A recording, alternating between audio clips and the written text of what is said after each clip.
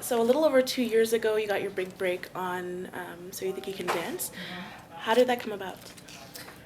Well, let's see, I wrote a little song called Jar of Hearts in my bedroom on December 26, 2009. Went back to California with like a good handful of songs, that I had been writing since I was 15, and was always wanting to do this, but really didn't know how to get into it. And waitressing for 12 hours a day and playing music at nighttime, there was really no plan. And what I did was I met a guy who started to manage me and put me in the studio, and I started to make a demo. So it was something, but still it was far from having it all figured out. And so I recorded the song Jar of Hearts, and then I emailed it to my best friend, like, hey best friend, check out my song. But what she did was she emailed it to the choreographer on the show So You Think You Can Dance, because they grew up together in Canada, actually in Edmonton. I don't know where that is compared to here, but in Canada. And so she loved it, and she sent it to the producer. And then what happened next was just magic. It was like everybody said yes, and within a week it was on the show at 8 p.m. on June 30th, 2010. My entire life changed. I quit my job, I flew to New York City, I signed a record deal, and the rest is history. Wow. And so after your appearance, what happened after that?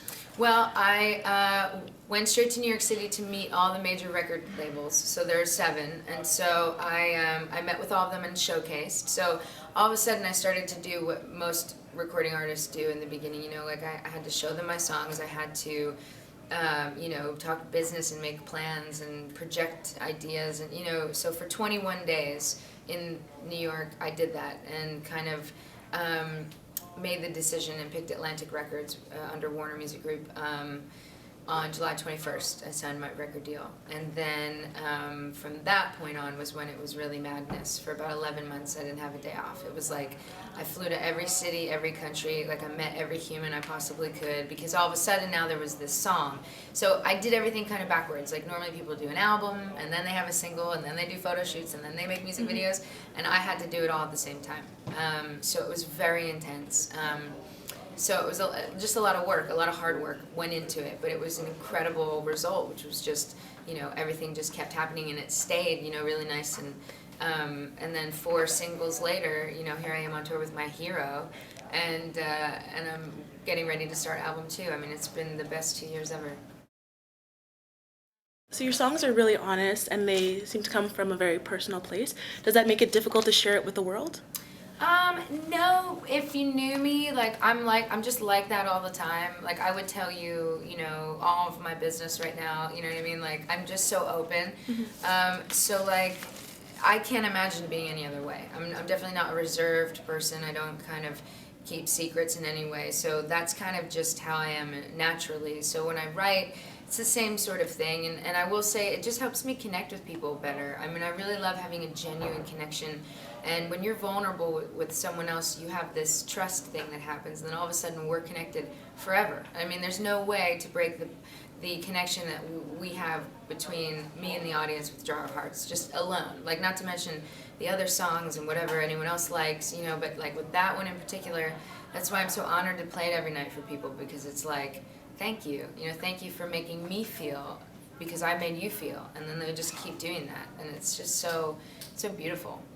And along those lines, how does it feel when you see fans singing your song, living out their experiences through your music? Well, I'd say that that's probably the number one thing I can't really describe. It's like this otherworldly, euphoric feeling when I'm on stage and I'm singing and they're singing louder than me. It's just unreal, and it happens so often, and I just feel so grateful, honestly. It's like I'm honored to be there, and I'm grateful to get to do this, and that's what keeps me reminded of that, and it keeps me very grateful every day, because I just feel like, I have a purpose. It's really nice. And what or who inspires you? Well, I'd say love inspires me the most, just because I write about all the feelings and emotions that go with being in love, or falling in love, or losing love, or finding love, or blah, blah, blah, blah, blah. Love, love, love, love, love. I'm obsessed. But at the same time, you know, certain musicians and people like my mom and my grandmother inspire me the most as a woman. But then also the Beatles and Frank Sinatra and Dean Martin and Coldplay and Counting Crows and Connie Francis and Jason Mraz and I don't know, so many musical inspirations. It's actually, you know, it's intense. I have my iTunes is just like amazing. But so yeah, I'm inspired all the time by people. When you're creating music, what's your ideal environment?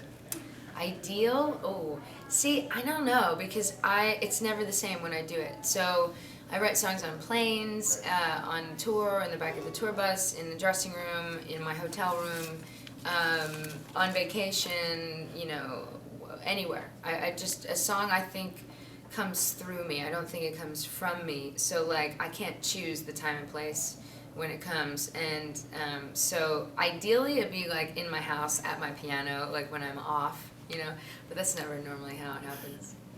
And speaking of creating music, you're releasing a Christmas album next month. Mm-hmm. Can you tell us a bit about that? Yes, it's called A Very Merry Perry Christmas, and it's cheesy just like me, because I'm cheesy, and I love Christmas more than anything. I grew up singing Christmas carols since I was 3. That was my very first memory as a child and as a singer, was just Christmas songs.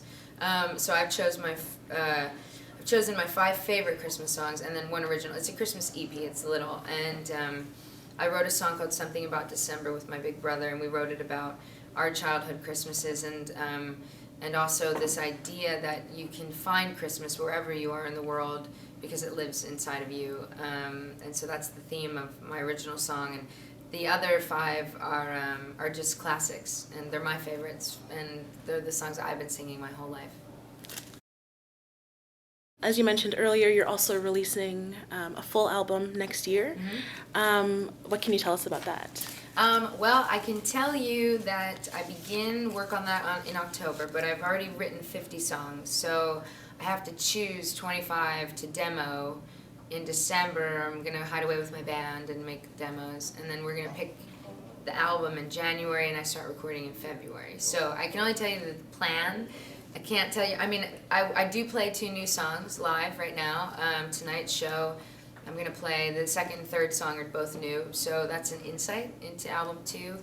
I'm too in it to tell you about it yet, you know, like I don't even know how to be objective in any way. Mm-hmm.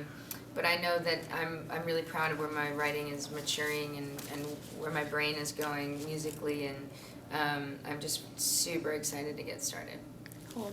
And your song Distance features Jason Mraz. Yes. How did the collaboration come to be? That's kind of a magical story. I've been a giant Jason Mraz fan for about 10 years. I've loved him for, you know, a really long time and everything he's ever done. And so when I signed a record deal with Atlantic, I was represented by his managers. They're the ones that found me. So I always thought that was really strange and amazing that like my favorite artist managers found me. Like that just knocked my socks off. And so then I signed a record deal with Atlantic, which is, you know, Jason's part of that. So we found ourselves meeting up in the same circles, you know, and kind of bumping into each other. And he surprised me during a radio show last December in San Diego, and he got up on stage and did Distance with me, made it a duet. Like, it was the most duet-y song I had on my album, which he really liked, which kind of blows my mind also.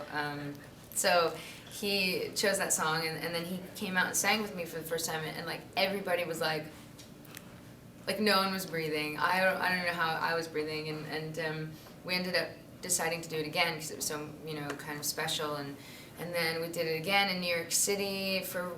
We kept surprising people with it, and then we were like, let's go and re-record it and make it a single and make a music video, and so it happened really organically, and it's me living my dream every single night on stage with him. Then I get to sing that song. It's so crazy.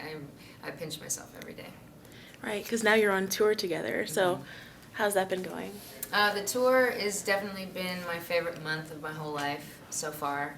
I'm not gonna lie, it's the best environment, it's the best, my band and crew, the best shows we've ever done, the best experiences we've ever had, the most laughing we've ever done, like every single thing. The quality of life right now for all of us is just so incredible, and you know, it's really because of Jason and the space he's made for me to create, my songs and music, and then to also be involved with him. It's like, it's just so fluid and wonderful, and we're halfway done, and I don't want it to end.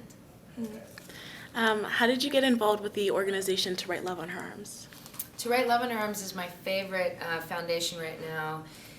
I think it started 2 years ago, actually, when everything started for me. My best friend was involved with the foundation, and the guy that I wrote a lot of songs with, who became one of my best friends, is best friends with the founder of that, Jamie Twerkowski. So all of a sudden, I just kept bumping into this guy, and he was like, "We'd love for you to be a part of it." And I mean, here's the thing: when I was a kid, when I was